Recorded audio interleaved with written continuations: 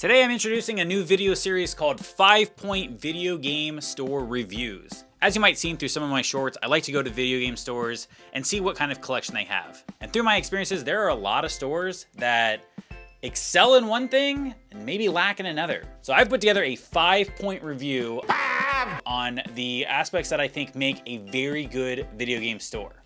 First off, size. Now some stores can be really small and some stores can be very large. I've heard this a lot in my life, but it's not the size of it, but it's what you can do with it. At least that's what I always hear. Next is selection. Do you have games to sell? If so, do you have a variety of games? Here we have GameCube, Switch, I've got Sega Genesis, Wii U. Throughout my own collection, we've got PlayStation, PS2, PS3, there's Xbox. I've also got consoles. I've got different Game Boys. We've got Sega Genesis in-box. I've got toys. There's amiibos, hats, dumb random stuff. A zombie head cookie jar. Who doesn't love a zombie head cookie jar? Consoles. Got an SNES Junior sitting next to a Bowser plushie and a 2DS Pokeball. I understand that not everyone is going to be selling their own personal collection, but as things get traded in, there's got to be cool stuff to sell, or why are you coming back? If you have bare walls where there's nothing to sell, how are you still in business? When we're looking at game stores, yeah, I do want to find the newest titles. Zelda Tears of the Kingdom, I bought this when it came out. I did buy this from Best Buy though. You can buy new games almost anywhere. eBay, Amazon, Target, Walmart, Best Buy.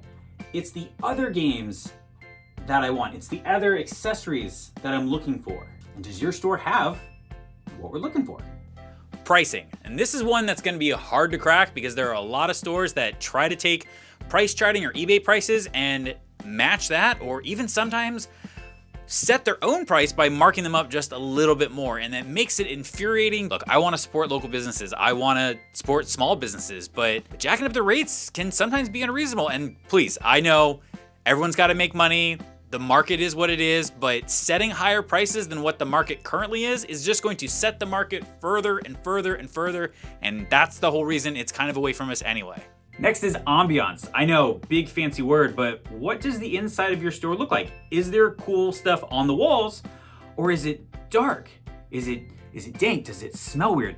If I have to be in a store that's like this, I'm not gonna find anything. Honestly, when I walk in, I'm gonna think you're closed and I'm not gonna come in and shop. But if you have lights, hey, I can now see everything. It's more welcoming, it's more comforting.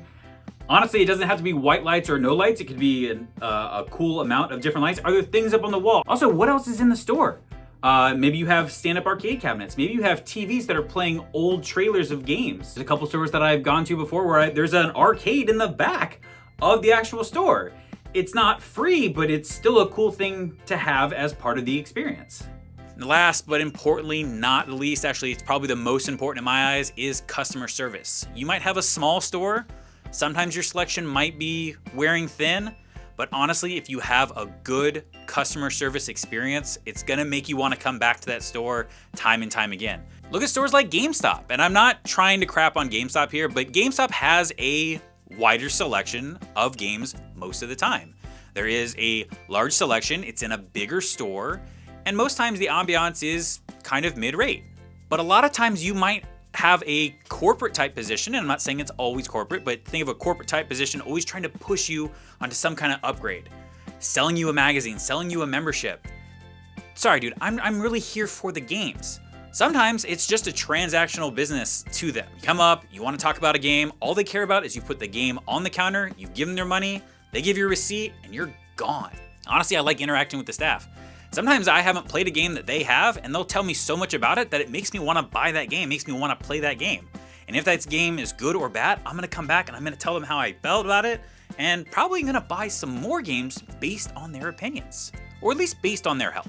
If you like this idea, go ahead and give me a thumbs up. Subscribe if you're not a subscriber and you want to see those next videos, but make sure you also hit the bell icon. That way you get notified of when they get released.